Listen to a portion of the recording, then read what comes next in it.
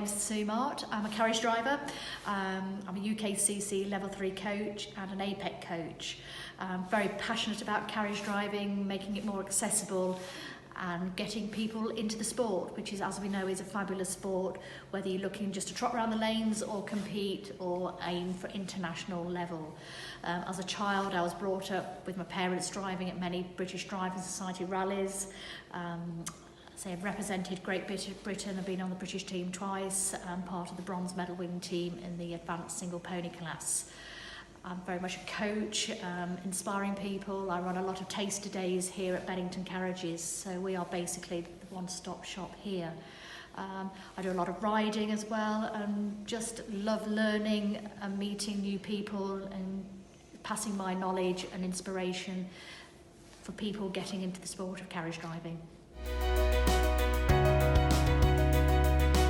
Junior driver, our local club with Midlands Driving Trials Group were just a great club. They inspired me and they just sort of put me in with sort of mentors who helped me through the sport, and that really gave me a really good solid foundation, not only for safety, for training, but they made it fun as well and very accessible. So I think joining the club was just a great catalyst into where I went to in the sport. Yeah, so when we go driving for pleasure, for recreational driving, there's some really key elements that we do wear. So we wear a hard hat, my driver, or myself as a driver, and the back stepper or the groom, correctly fitting hard hats. We always wear those, just part of our safety and our system.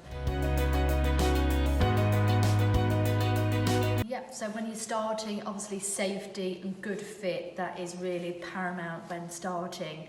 So, take advice. There are lots of websites out there, but, as I say, good quality fit. We've got the Zilco TEDx harness here, really soft, easy to use, and try to find harness where you can adapt and change the sizes to suit your horse, because as we know, not all horses are the same shape.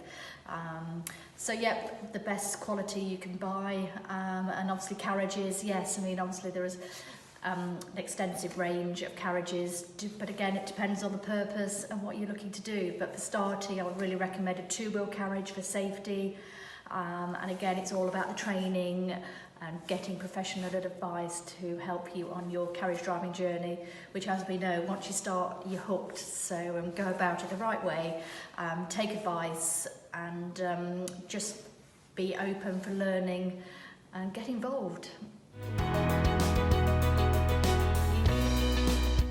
Oh, good question. I think it's temperament is really paramount. But again, we hear a lot of people that have had horses, they used to ride, for instance, saying they can't ride so much, or their children have left home, they've left with a children's pony. So I think, again, as I say, temperament, but it's all about the training, how you train them, and any size, from miniatures, Shetlands, donkeys, all the way up. So, and again, in the driving trials, obviously where you're looking to compete, obviously movement is very much key, but it's all about the trainability of the horse.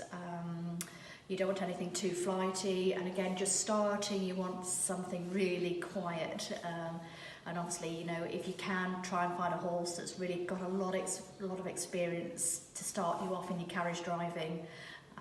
But again, if you're training your own, just really assess the temperament, and again, through all the stages, get professional help, or there are a lot of people around that you'd send your horse away to be trained, and get them to assess the horse to see if it's suitability before you go too far down the journey.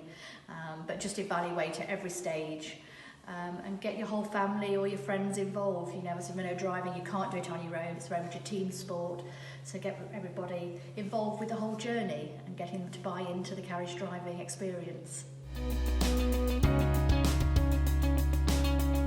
I think that's the great thing about carriage driving. The sport, the pastime, the discipline is so varied. So obviously once you've done all your groundwork, your training, you've rehearsed everything, there's so many events and opportunities to take part within the driving community.